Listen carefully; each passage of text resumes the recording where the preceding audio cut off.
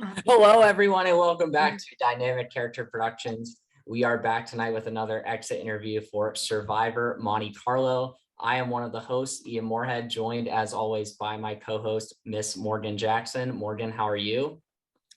Doing great. I only have 8 days of school left, and then I'm on summer break, so single digits here. Pretty excited about that, but I am excited to talk to Margaret and hear all about her game. And Mrs. Morgan Jackson, don't want to give anybody false hope. And Miss Lilly Petzold is the mayor of the exit interviews. Lilly, how are you? I'm good. I'm ready to crack into it. Really crack into it. We are joined by our third juror and our 9th place finisher, Miss Margaret Kelly. Margaret, Jesus Christ, how are you? I am excellent, Ian. Thank you for asking. I'm gonna do that all night because your names are too similar. So Lilly, please shut me up. It's okay. All right. I've been Morgan according to Starbucks employees before. It's fine. Interesting. I've never gotten Margaret. I've gotten Megan, but never Margaret. Yeah. The next one you're gonna get Margaret now, just because he said Yeah. that. Yeah. That's funny. But Margaret, this was your first org, correct? So what are your right off the bat feelings, reflections on it, your overall thoughts and how the game went? Well, I can't say that I was tricked into this because it was all in my head what an org would actually be. Like, I assumed that I would be playing as like an avatar or something. Like it was like a like D&D survivor or Sim survivor or something. But that's like, no, you're playing as yourself with other people. It's just on Zoom. And I was like, what? So I, it was wild. I didn't expect that I would want to spend hours and hours on Zoom with strangers from the internet, but then I did. I had a great time. I mean, I was starting to really crack under the pressure by the end. That wasn't fun, but overall, I'm like, okay, I just played a very long board game night. It was a very long board game night with cool people at the end of the day, and yeah, do need a long break before I could even contemplate doing this again, though. So yeah, that's definitely valid. And I think, one of the biggest twists that Morgan and Ian threw y'all's way was the one world aspect, which that toppled with, this is your first org. It's a lot of, you think it'll be an hour a night. It turns into like 6 hours a night minimum. How do you think the twist of one world and the high rollers room affected your game specifically? I honestly think that for me, just as both a newbie to this kind of game and just the kind of person I am anyway, I wasn't as terrified of one world as probably because I didn't know that I maybe should be.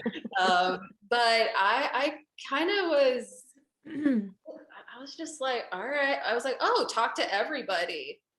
That's fine. It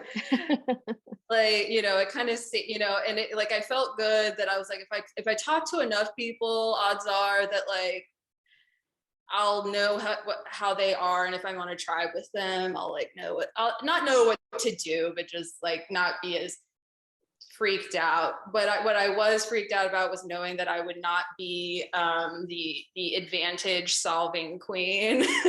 So the high rollers room, that was as high as it got when I got the instant win green. And then it was like, here's this clue. And Ian, do you want to let the audience know what my answer was? For which one? The first one.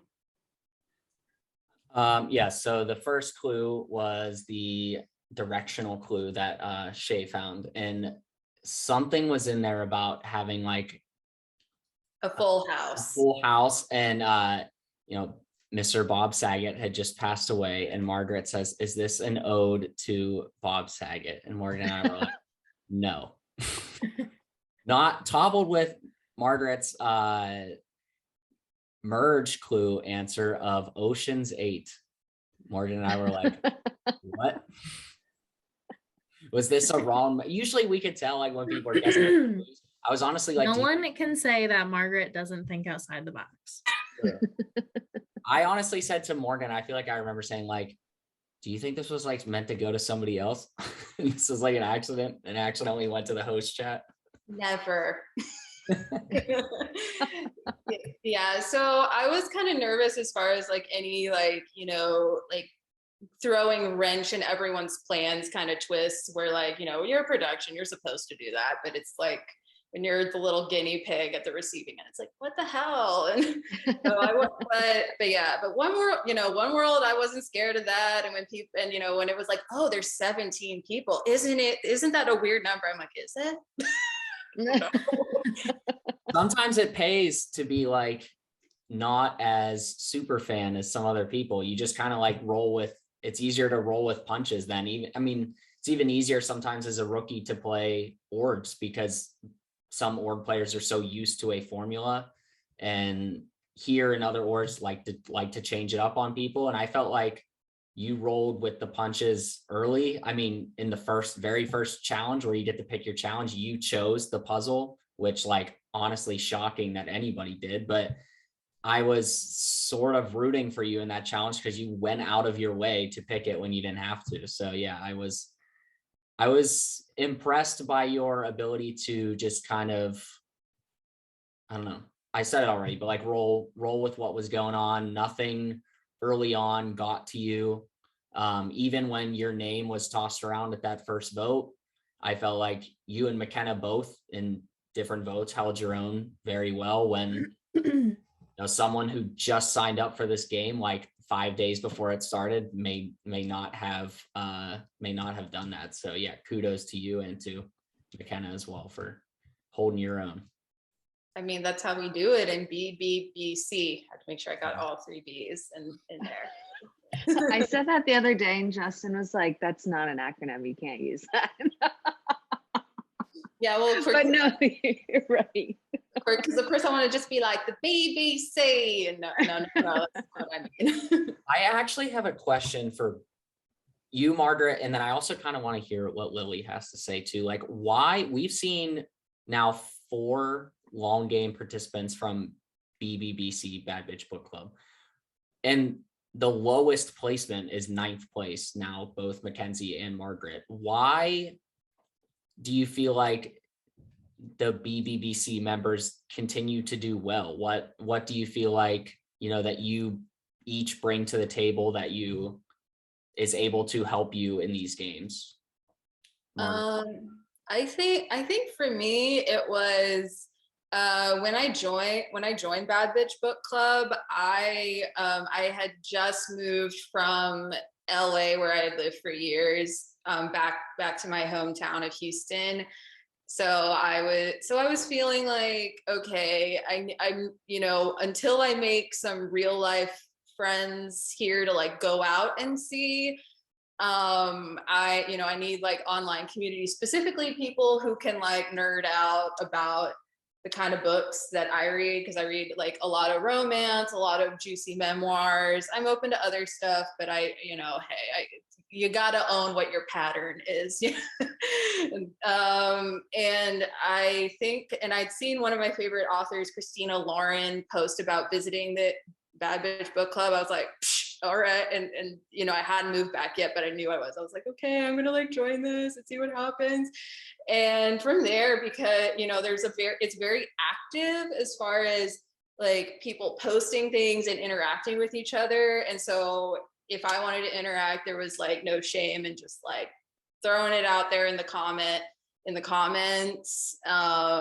So I was with strangers, so I was kind of like less scared of like, I wasn't shy about if anyone chatted me, which I'll say, you know, we can talk about it later, but I was very deliberate about I didn't chat anybody. I let people chat me.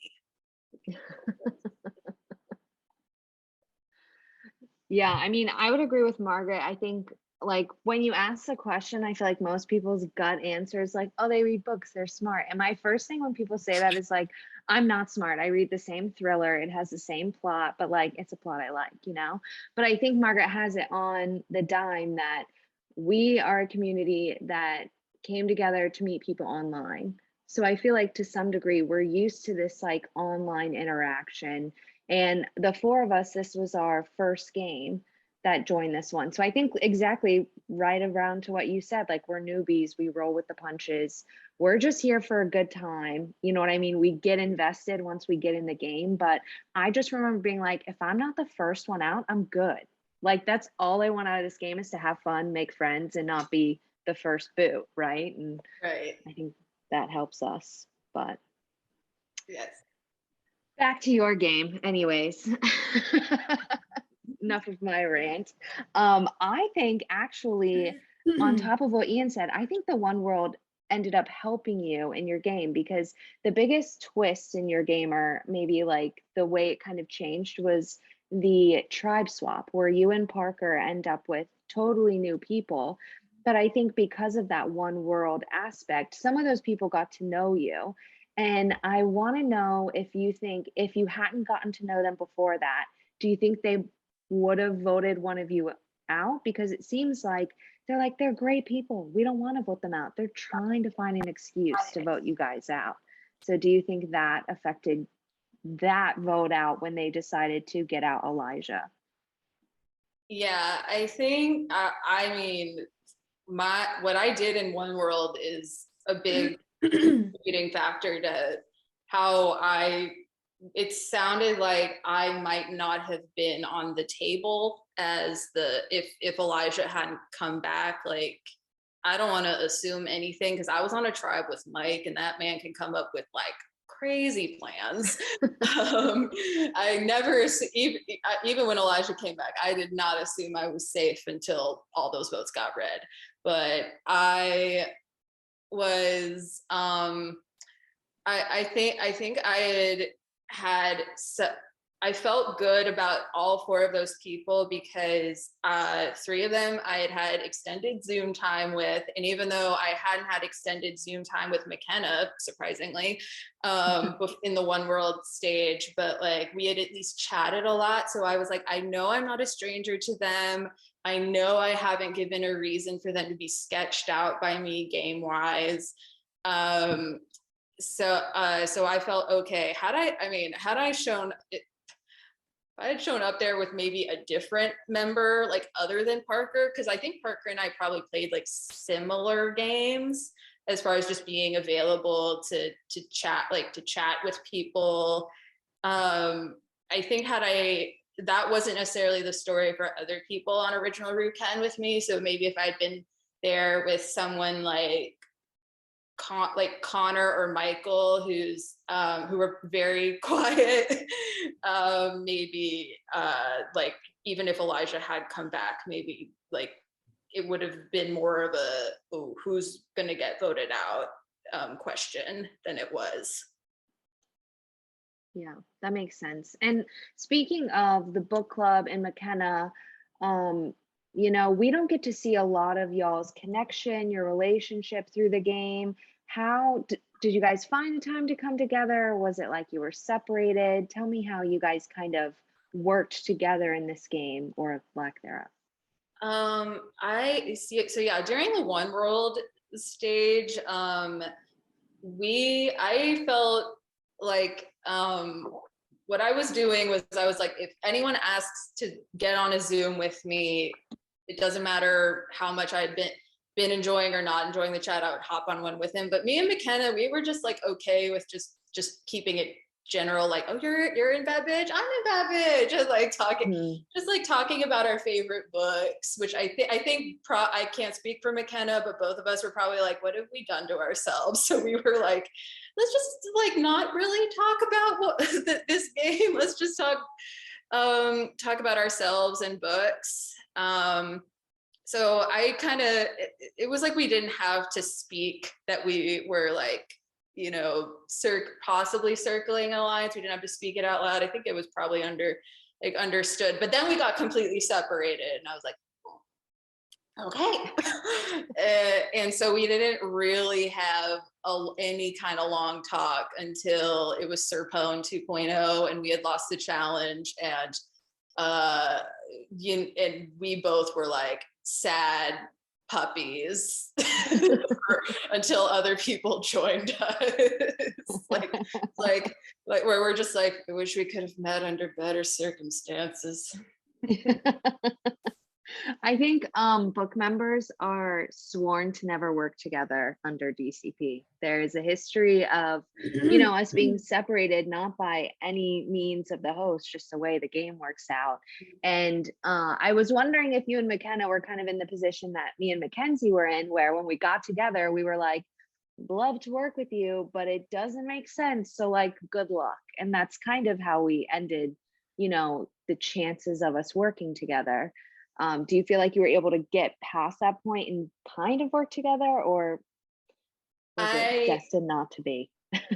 I think it was, it was a missed opportunity to work together on my part, because Ian, you can I don't want you to have to go back through any footage, but McKenna is like, I swear that when it was Serpone 2.0, I was like, Margaret, I want to work with you, and you said no. And I was, and I will say, I don't know if I flat out said no, but I was definitely in my head just like, what if I get back together with Andrew though? I have so many promises on the other side. And so that was probably where it came from, that, I think had we had at least one conversation before the Andrew vote at the merge, maybe we could have solidified something. But after the Andrew vote, I kind of knew it was tenuous. One thing that I think causes that rift that you were kind of talking about, Lilly, between the Bad Bitch Book Club members is the group is so big that Margaret might have said, hey, I'm a part of Bad Bitch Book Club, and not known who McKenna was. I mean, the same thing, you knew who Mackenzie was because she runs the damn thing, but Mackenzie didn't know who you were. There's so many people. I mean, she doesn't know everybody. So, I mean, if they were a group, if Bad Bitch Book Club was 20 people, they probably wouldn't announce that they're in Bad Bitch Book Club, and therefore they could work together. And yeah, I just think by the time, yes, we separate them on purpose, but I guess it does make sense by the time you link up together, there's very little you can do. There's that time in the game where you can do stuff, and then there's that middle part kind of where you went, Margaret, where you can't, or it's gonna hurt both of you. And then there's that point at towards the end of the game where if you're both there, you might be able to use it because you've kind of shown to that point that you aren't. So yeah, I mean, it's just really interesting to look at the little nooks and crannies of DCP BBBC players. But yeah, because on top of your relationship with McKenna before the merge, everybody wants to work with Margaret, right? We talked to Andrew about it, we talked to Parker about it, we hear multiple people say how they want you in their majority. So before the merge, did you have a number one at that point in the game? And if so, who was it and why? We're talking the one world. We can do one world, and then let's do right at merge. Okay, see if it changed. Honestly, I wasn't trying to think overly hard about who was not I was okay, I need my little I need to feel I'm part of a core group. I knew that would be key at the beginning, and Parker and Andrew were indeed immediately I was for different but complementary reasons, I wanted to keep them close to me, and clearly they felt the same way. but by the time we got to merge, oh, Andrew, I'm so sorry. I love you to pieces. But when in his exit interview, when he was like, Margaret probably would have picked Parker over me, I didn't want to admit it to myself. But yeah, Parker was definitely my number one at that point. Was there a reason that Parker is it just because you guys got swapped together? Did it feel more like, were you guys just talking more? Because to the viewer's perspective, because I don't go through the editing, was it you were spending more time with them? We don't know the context of what makes, so what do you think? Well, I think just because I felt very emotionally bonded to both of them, like very quickly, like that, and like that never changed. The depth never was, there was no clear, like, there was no like runaway race or anything. But I think it was just the difference is that Andrew has very good boundaries as far as he's like, when I'm going to bed, I'm going to bed. This game, be darn, Andrew, that's not a read, I promise. But Parker and I were just both crazy people who would be willing to stay up like super late for hours and hours of Zoom with other people and with each other. So that was just, I think, just when it's Zoom-based Survivor and you're just spending like, it's just that time is valuable. And I think it was just a matter of math, I guess. Mm-hmm. And I think a point, relative to that is your kind of the 2 points where you were targeted before, or you were a possible target before you went home, were the very first vote where you and Andrew bonded together over being like, hey, Andrew was like, hey, you're not going home. Here's what's happened. Here's what's actually going to happen. And then when you and Parker were on the swap tribe, you two, we see it in the episode, you two are like, there's like the sad, rainy music in the background. You are like just down in the dumps trying to, stay alive. But those really bond you.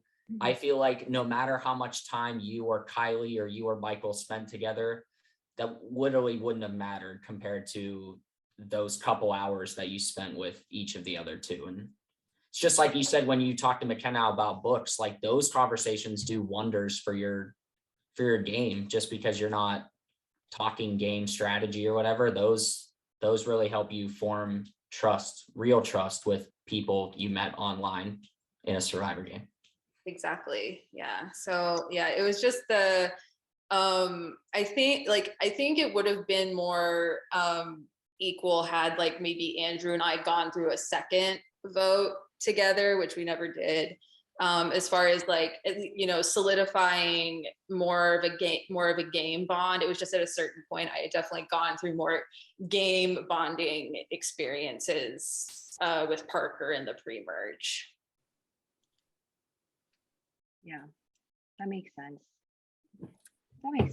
And I think a part of maybe what you guys mentioned is you and Parker, without the Elijah, had nowhere to put your votes. You know what I mean? But we see even in that sad, rainy scene that you guys still say, I'm not putting your name down. Like, whatever they're going to do, we're going to stick strong. And I think saying that to someone and then following through with it can, like, it's hard to go back on that, right?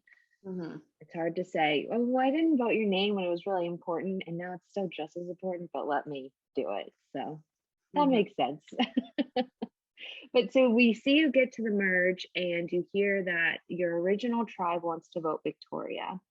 And we see you kind of be really sad, exactly that reaction, right? You don't want to do it. Did you think this was the only option? And is that why you did it? And then how do you bounce back from realizing that you were not in the majority? I mean, one could definitely argue I absolutely did not bounce back. I was just enough to believe I could.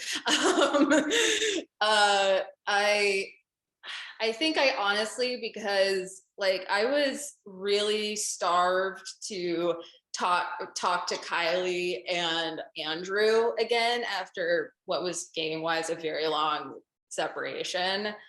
And so so I immediately like get with Andrew, and he like fills me in on what has happened that I wasn't there for.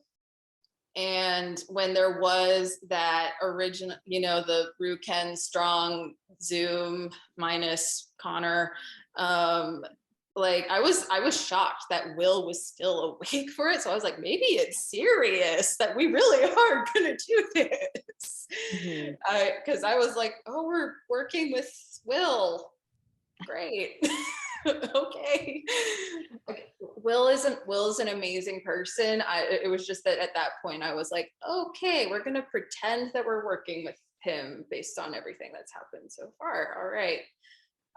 So there was the illusion that Andrew really it was sort of like, for all I knew, he had taken in other people, like he was talking with other people constantly about what would be the best move. No one was openly disagreeing with him about it being, Victoria. Cause I mean, as we know, Kiley was like, as long as it's not Mike, I don't have to. But for me, I was like, okay, I think, I'm not saying I'm going to suddenly beat Sir Pone strong, but I was like, all right. At that point, I would have rather been like, if anyone was like, hey, we're going to try to get Connor or Will, or I guess maybe Jonathan out, I would have not had any reservations. But I was like, no, wait, these were Victoria was part of the people who helped me and Parker both stay when it, on paper didn't make sense for that to happen. So I felt just game wise, I'm I am, it's like I'm not giving an investor money back and I'm going to get sued. That's what it felt like. But also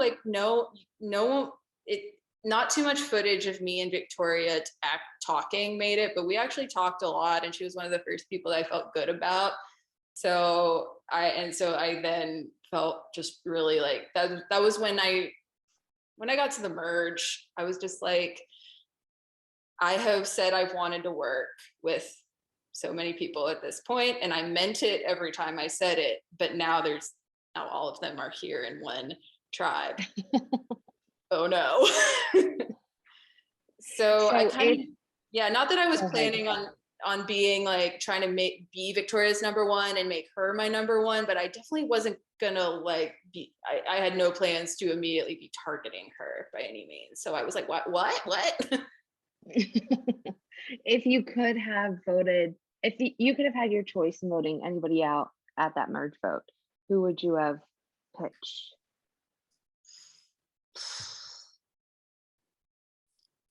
I was gonna hold out for as long as possible on saying anybody. I was very happy for other people to make the plans, and but not necessarily that I didn't have ideas of my own, but just that I didn't want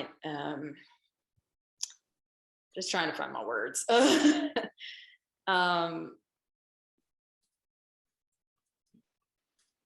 I guess I think because I had next to approaching 0% relationship with Connor, if he had come up, I would have been like, great. But I kind of wanted to at least chat with Jonathan, see if I could work with him, because I never got to Zoom with him in One World, but I was like, he seems cool. Let's I would love to see what could happen. Had anyone tossed out Mike, I think if I were okay, if Sir Pone gets targeted and Mike specifically gets targeted, I would, not necessarily be like, hell yeah, let's get Mike out. But I think I would have been like, I can accept that. Yeah, I think it's interesting because you don't say, you never, at least as a viewer, we don't see you target Connor, but in the final episode where you inevitably get voted out, he says, I hear Margaret's been going after me. Was that a switch because you had been at this point kind of blindsided twice, and we see your like MO kind of change from exactly what you were saying, sitting back, working on those relationships. But now that everybody's gone, you were like guns blazing, you know, balls to the wall. Is that when it switched and you started throwing names out, or what kind of happened in that transition? What I am so glad no one had to see me like lie, because I like everyone, it's like, Margaret, we know you're lying at this point. Just lie, try. But I very deliberate, because I had no idea Will and Mike were actually working together at that point. But I was kind of like, yeah, Will, I mean, you know, if maybe we try to get out, you know, someone who's like big on Serpone, you know, like, you know, try like basically meeting Mike without saying it was Mike. And I said that to Connor as well, like kind of the same thing. But then with Mike being like, yeah, if we got someone, I don't care about Rue Ken anymore. If we got someone big out over there, I mean, you know, it's like, I might feel a little sad about Michael, but at that point I was like, I'll vote any of them out except Kiley. You know, it's and on it, and like all I can think is like, I never tried to say Connor's name. I think all I could have said was either to Michael or Jonathan, could have been something like, you know, just like, yeah, Connor, he's really good at finding those advantages or whatever. Like I probably said that, like, so it's not like Connor got that from nowhere. But I was not tossing his name around. So to see him be so offended by something that wasn't even real, it's like, what? Well, and so we see, and you just mentioned it, you kind of say Kiley's the last person you trust in the game, but she was one of the people that kind of switched and voted out your two closest allies.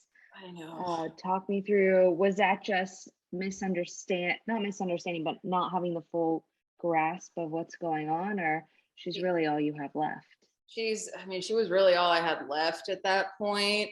So I was like, at least there's a foundation to see what can be salvaged. Like that at least made sense to, you know, just explore that.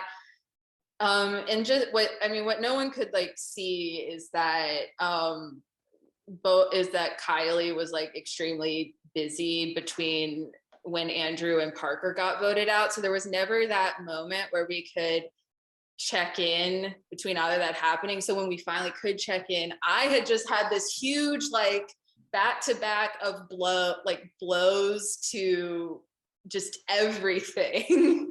My game, my heart, my emotional well-being, it was all just pounded.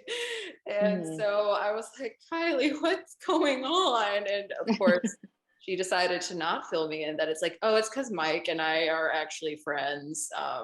But yeah, so she like explained as much as she could without actually explaining anything to me. And I kind of knew I was not getting the whole story, but I was like, I don't know how to like keep picking at this. I have nothing else to go off of except we once trusted each other and maybe we can again. I don't know. Well, I just have one final question before we hop over to Facebook. Why Will? Why vote for Will? Because everyone was making me mad, but like, and you know what, Will, if you're watching this, you do get 2 drinks on me because for the 2 name times I wrote your name down when he was just the target of like all my petty small feelings about how bad my merch game was going.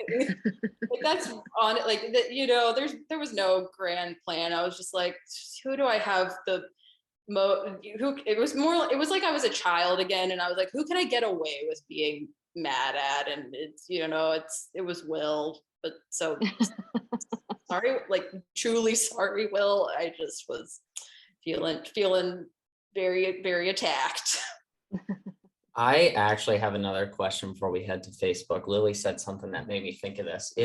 So at the final 12 vote, which you weren't a part of, you know, Mike gets brought up, and Kiley's trying to figure out a way to shut that down as fast as possible, but Andrew kind of shuts it down actually.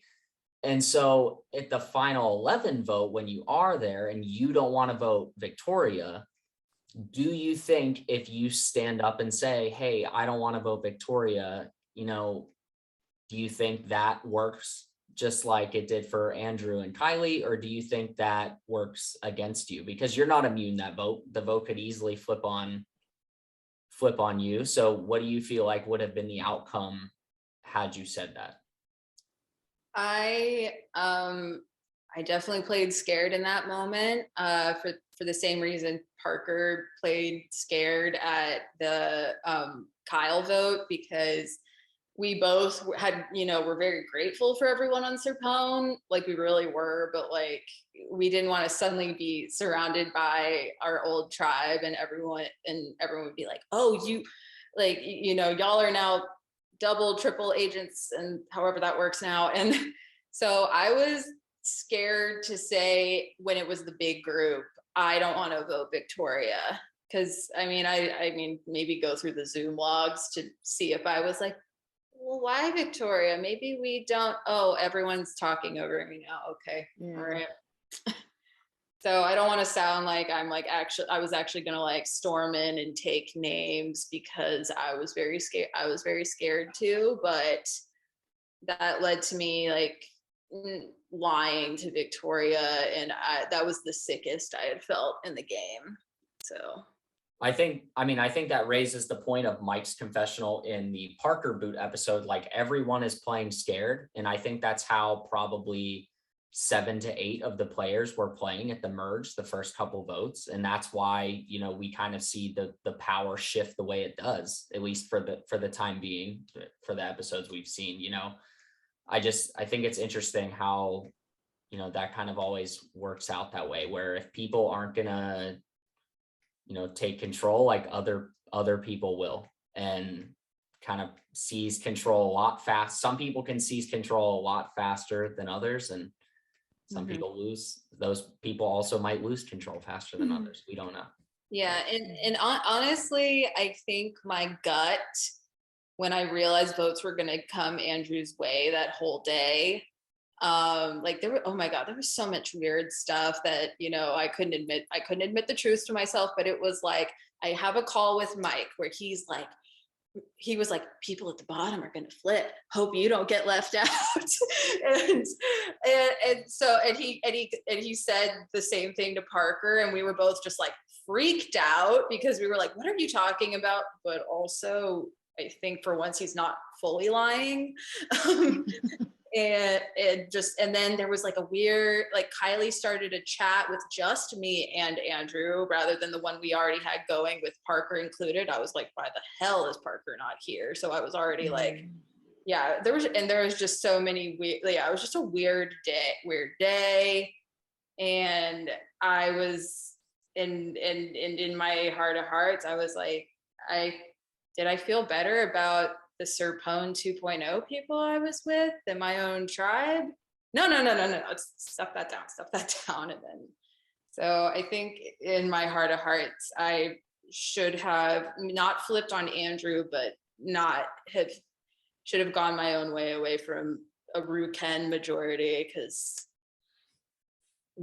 Will and Connor, I gave them no reason to want to work with me. So why would I pretend at that point?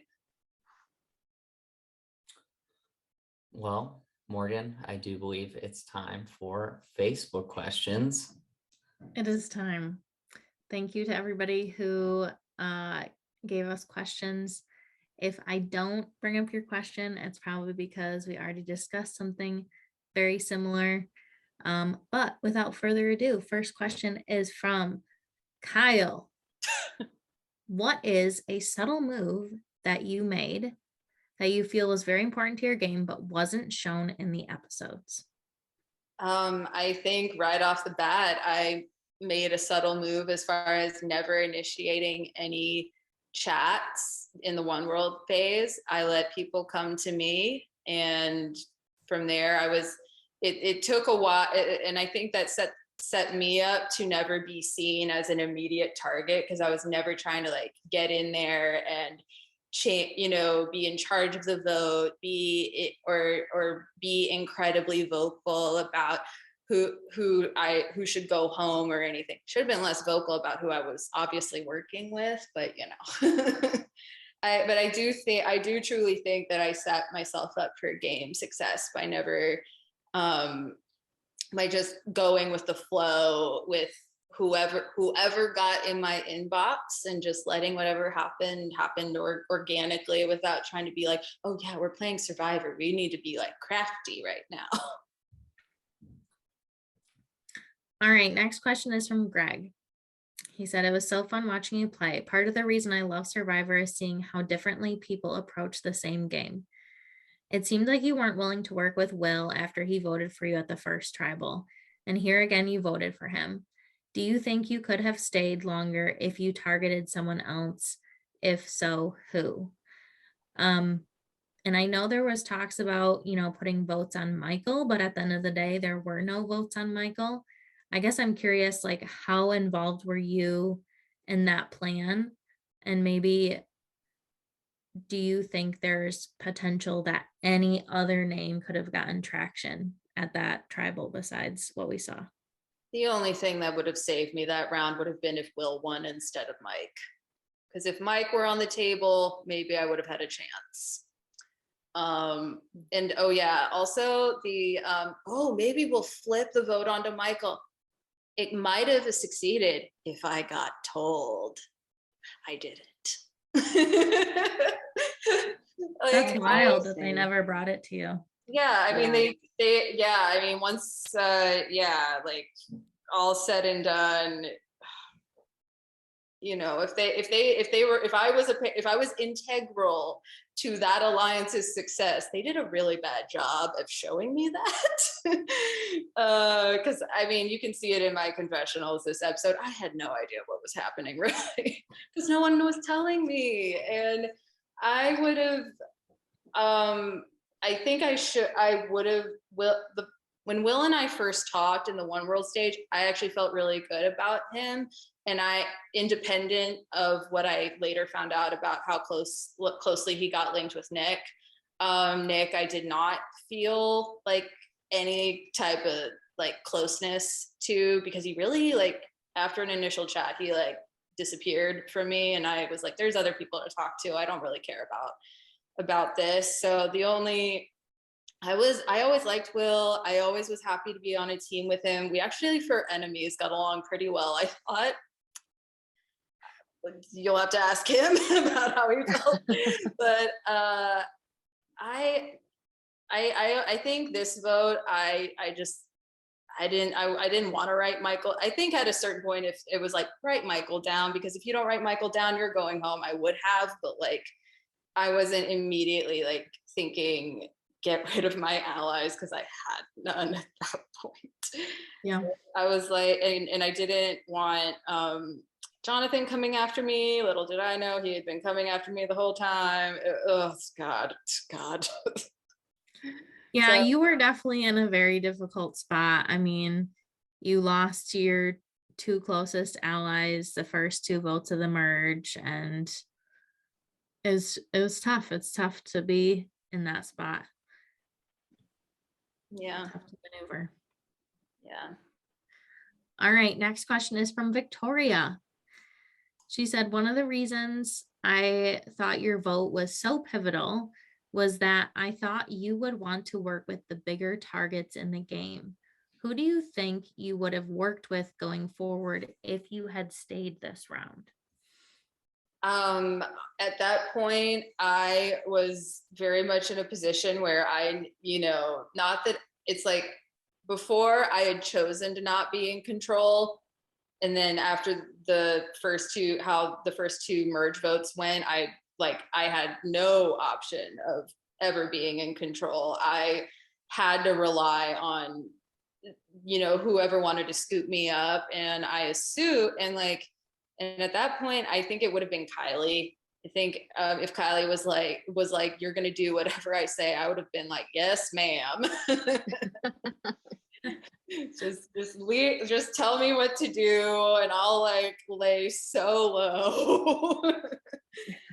Yeah, because like it was becoming very clear. I wasn't sure like the who was on whose side, but I could see that there were like new sides forming, and I didn't necessarily want to try to play the middle. I just wanted to see who would actually say work with us. We got a formal agreement, and then just say yes. I was going to say yes to whoever offered, and then no one did, as we saw. All right. Most of the rest of these questions are not Monte Carlo related. Thank God. So I will just preface that. Next question is from Kiley. She said, "Love you, Margaret. So happy we played this game together. What's the best book you've read recently?"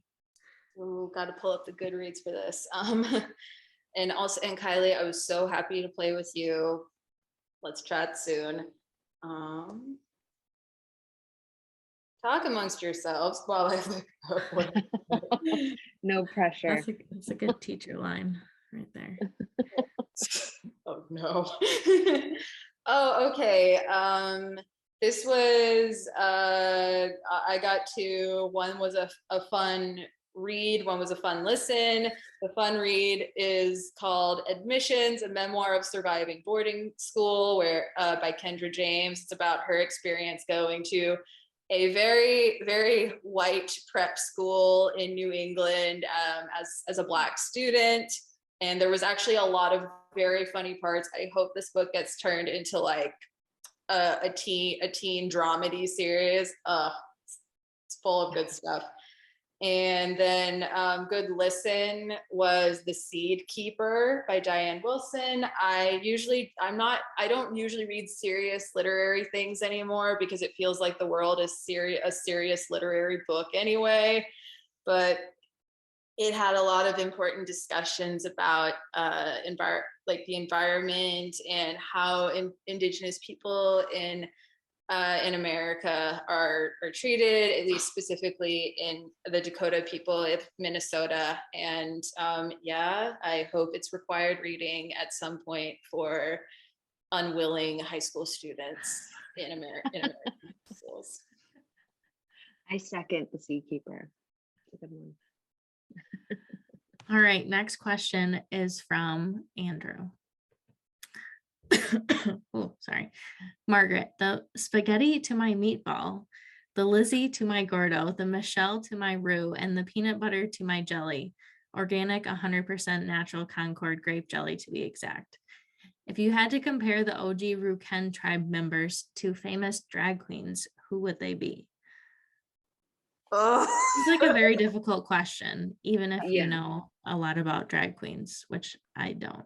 Yeah, I mean, I watch enough Drag Race, but knowing it's not at Survivor season number levels, but there's a lot of queens now to think about.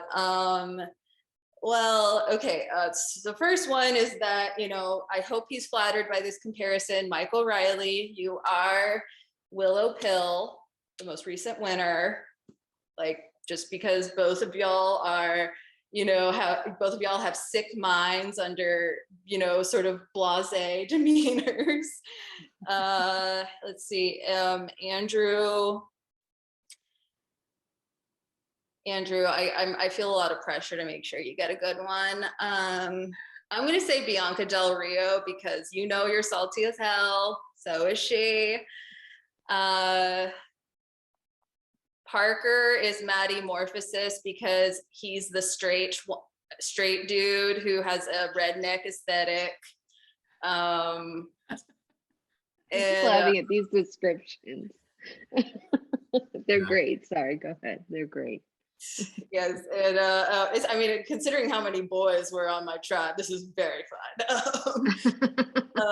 Let's see. Nick is Violet Chachki, just because, come in, make everyone mad, but man, do we remember. Will is Brooklyn Heights because Will's just an untouchable queen among men. And if that sounded like an insult, I am so sorry. And then, oh God, why do there have to be so many people on my tribe? Ugh. You need Connor and Kiley. Yes, thank you. Connor, I'm trying to think. I don't know. Connor, I'm actually going to go for a UK drag queen now, Blue Hydrangea, because Blue was known for being young and also having a sick mind. Connor gives that energy. And then Kiley is Ginger Minge, because Ginger Minge is Southern and sassy, just like Kiley. Well, Nice. I think those were good answers. I have no idea. I just hope I've been entertaining to watch, because I think Andrew will be satisfied with the answer. The descriptions were good. Yeah, I enjoyed it, even though I've never heard of any of these drag queens. So I think it's good. All right. Next question, or I should say set of questions, is from the other Andrew Denson from Exile Island. Our first ever mayor of Ponderosa. That's right. Okay. Andrew says, I was rooting for you from the very beginning. Really enjoyed watching you play this season. First question, do you think you'll be playing another game anytime soon? Keep giving me at least 3+ more months. But I think I might want to try, because I didn't watch, it'd been a while since I had watched any Survivor before playing this game, but what I have watched a lot of is MTV's The Challenge. So I like to think I modeled my disastrous merge gameplay after those disasters that go on The Challenge. And therefore I should probably try a Big Brother mini, because that's probably more sim, just to see how that feels. Maybe I'll feel devious but more comfortable. I don't know. Nice. All right, second question. If you had to compare yourself to an alcoholic beverage, what would it be? What gave anyone the impression that me and alcohol go together? I think I'm probably like a strawberry daiquiri, because I don't know, I like to stay cool, even though I'm bad at it, but I like to. And strawberries are like my, if not my favorite fruit, certainly in the top 3. So that's that answer. All right, last question from Andrew. Who is your all-time Survivor crush? Jay from Millennials versus Gen X, because yes, he's a disaster, but have you seen him with his shirt off? Love it. Okay. Last question from Parker. You're number 1 in this game. Don't we all know? You've lived in both Texas and California, so it must be asked. Whataburger or In-N-Out? Trying to get me to start a war, sir. Yes, Kiley commented and said there is a lot on the line with this answer. So. Well, I'm going to see if I can effectively play the middle for one. No. But the explanation for my answer is not just, okay, I have, pretended to be a California girl, but in my heart, still Texas. The only reason Whataburger wins out is because I do prefer like chicken tenders or chicken nuggets over burgers most of the time. And Whataburger, if you get their chicken strips when it's a fresh batch, nothing like it. But in my last week in LA, I couldn't resist getting animal style fries after like a year and a half of not getting any In-N-Out. Those hit different. All right, there you have it. Questions from the Facebook group. Thank you, everybody. We do have 2 questions we like to ask right at the end. Mine is, if you could sum up your game in 1 word, what would it be and why? Golden Retriever, because I wanted everyone to love me, but I like to think that I actually had the social talent to make that happen. And then I remembered way too late that I have teeth and should have used them. I like it. I like it. All right, Margaret. Who up until this point in the game, from marooning to when you were voted out, has impressed you the most and why? Very easy. The girls who should have been my girls from Serpone 2.0 on are McKenna and Victoria, because McKenna and I have played similar games, but she managed to roll with the punches quicker. You know, she had the better reaction time, and she's still thriving in the game. And so I gotta root for her to do well. Social queens. And Victoria, I always knew she was not one to be underestimated. So finally seeing it all back, I am just like, she has been having her hand in multiple pies and not get caught. And I don't think I can ever pull that off. So the fact that she is, and no one is catching on, like, really, like, masterful. Great answer. Yeah, that is a really good answer. Margaret, any last things you would like to add before we sign off?